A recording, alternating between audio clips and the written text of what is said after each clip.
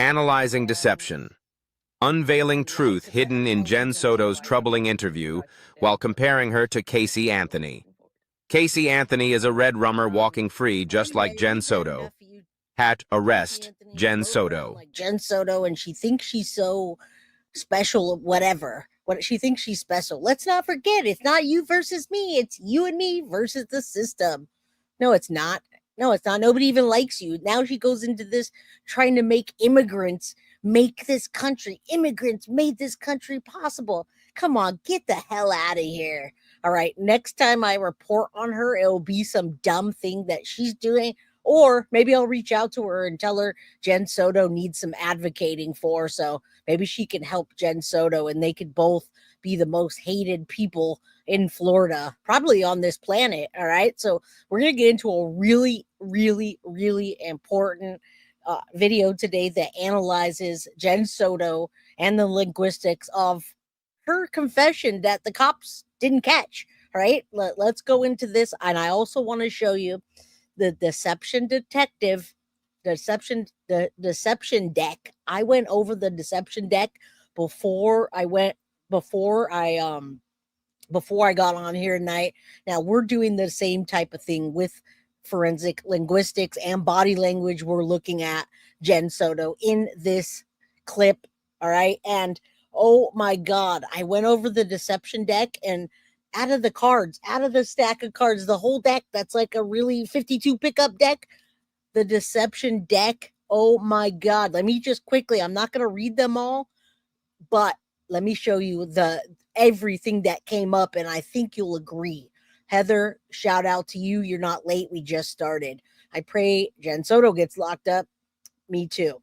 All right, let me just show you real quick. If you have the deception deck or you have the app, oh my God. First one, you guys know leakage. She leaks so hard, she might as well be breastfeeding. All right. But I'm here all day long.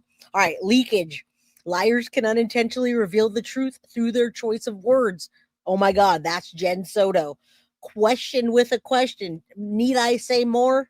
Jen Soto. We. Oh my God, the word we conveys a sense of partnership. Liars misuse we, indicating a partnership that wouldn't have existed otherwise. That's a huge one. There you go. Another one. I'm glad you got that, Allie. She leaks so hard, she might as well be breastfeeding. Dead. All right. Yeah. All right. Started. Oh my God. How many times does she talk about something starting or beginning or doing? Liars often use action words so that because their plan is not fully developed, so they started doing something. All right, just remember that, y'all. Remember that. All right, you lost to a girl. Thank you for becoming a member. Don Grammar 3, thank you for the Guilty of Crime membership. And Foxy, thank you for the 420 Guilty of Crime membership. I do appreciate you. All right, sitting. And it's not just sitting, it's a word like sitting, standing, laying.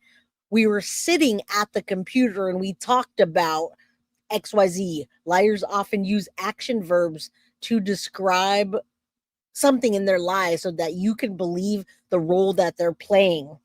Left, just like saying left, we left. Liars often use the word left when describing a transition from one location to the other and attempting to slow down the narrative.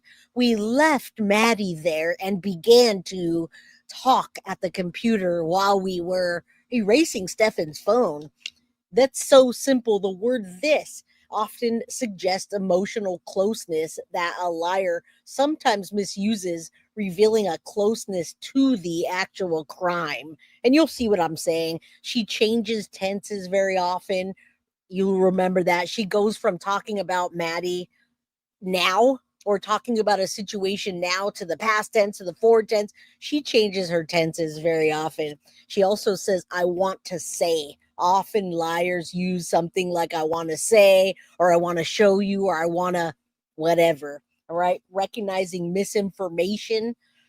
Is there any point to which you would wish to draw my attention? This one, the reason I brought this up, because we're actually talking about the dog analysis, where Jen Soto talks about the dog being taken out for a walk and the leash that, right? The leash and the dog almost peeing in the bed. Well, this one, they're using that exact phrase. So you want to recognize missing information in this, where they want to draw attention to, like, to the curious incident, the night the dog did this or that curious incident of the dog. It's avoidance. The speaker is sidestepping a topic that logically should have been covered, indicating a possible deliberate omission as well as a gap. So she wanted to fill that gap in time where Maddie was going to school or something was happening with Maddie by giving misinformation. Now, we also want to talk about her flirting. We always talk about flirting and we say, why does it sound like she's flirting with the officer? Well, really, it's ingratiation, guys. She's using that to divert the tactics of suspicion by being overly friendly. So maybe we're mistaking ingratiation for flirting. All right. She uses past tenses a lot. Reticence, you guys know what that is. Liars keep fabricated parts and they make things short and sweet so you don't know their part. All right. So reticence is basically minimizing what you do so that you don't make a mistake. We know about the temporal lacunae, right? You guys know about that. Words such as often, then, while, when. All right. We see that. Assessing motivations. That's just indicating that she's trying to protect somebody's trying to safeguard a situation. All right. They're attempting to evade negative outcomes like shame or jail for Stephen Stearns, right? By getting him a lawyer. Long prologue. That's important. Liars often spend a lot of time leading up to fabricated parts of the story. This is usually a subconscious effort to delay the stress that comes with lying. She does that a lot. And then she uses the word honestly, or frankly, or truthfully. And then she minimizes adverbs by saying just, only, simply, merely.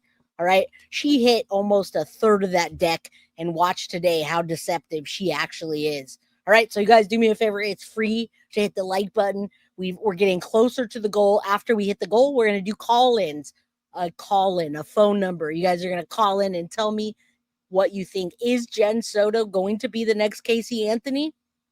All right. Thanks again to Veriscope. This is the best day 5 of 5.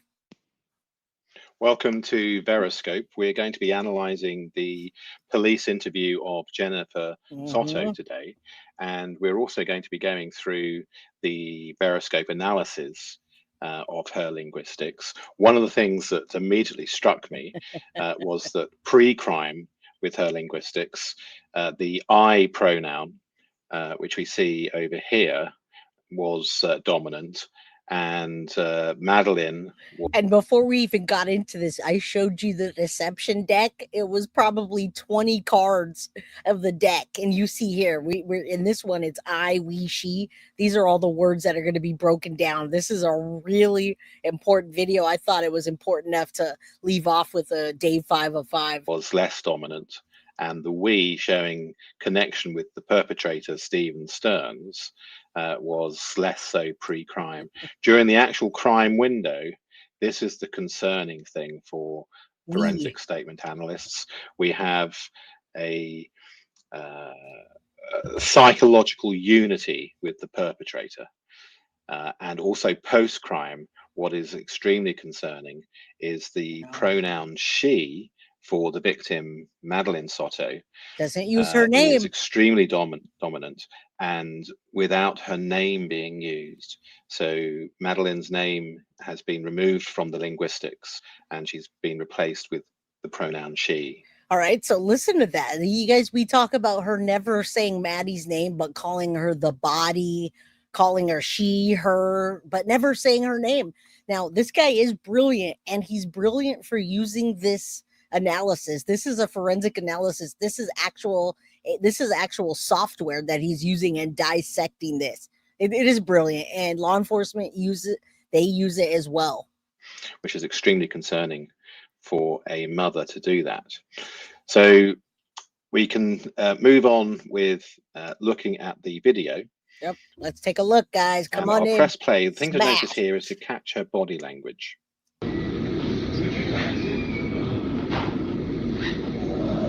If you didn't catch that, we're looking at her body language and we're looking at the forensic linguistics. And we just talked about how much deception how many deceptive words and situations that she's doing in this little short video. My name's Kevin. I work for the Orange County Sheriff's Office. We met Detective Smallwood from the city.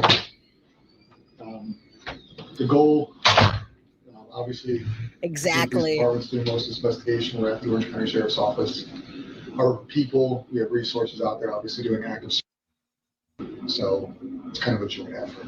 So Detective Smallwood's kind of ready to read through the timeline and everything else.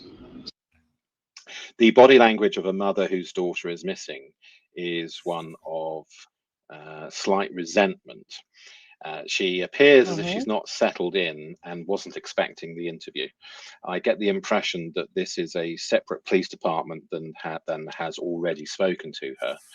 And rather than what a mother might do with her missing daughter, which is to be so keen to speak to anyone that can help, we have a slight closed off and resentful attitude, which we note down as unusual. Sunday, Monday, Tuesday, Wednesday, we're over there. You want me to go through the whole time? Thank you. I appreciate you. Yeah, we'll start with Sunday. Maybe do Sunday. All right, this is where she starts getting her rolls to dry those fake tears. All right. And just remember, minimizing taking the side of Stefan, not using her daughter's name, asking to see those disgusting pictures again after she already seen them. Let me see them again. I think she wanted to know what evidence they had against her and what evidence they had against Stefan. That's why she wanted to look at it again. All right. Okay.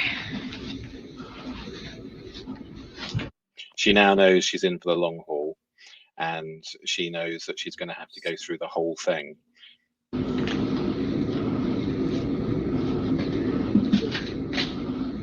Sunday. Yes. Can I have tissue? Yes, ma'am. Happy Friday. Happy Friday, guys. So she's about to start and preempts tears, asking for tissues.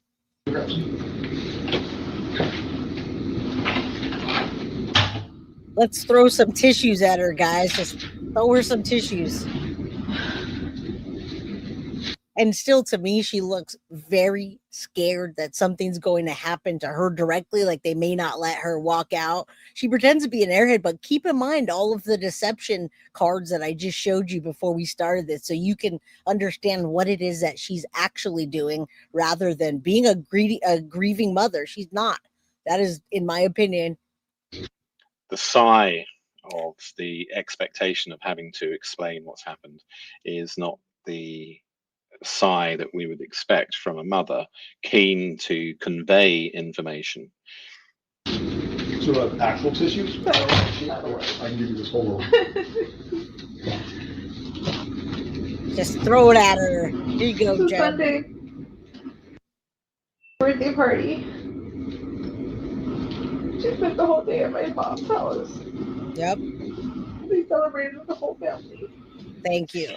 So here we have the name Madeline is redacted.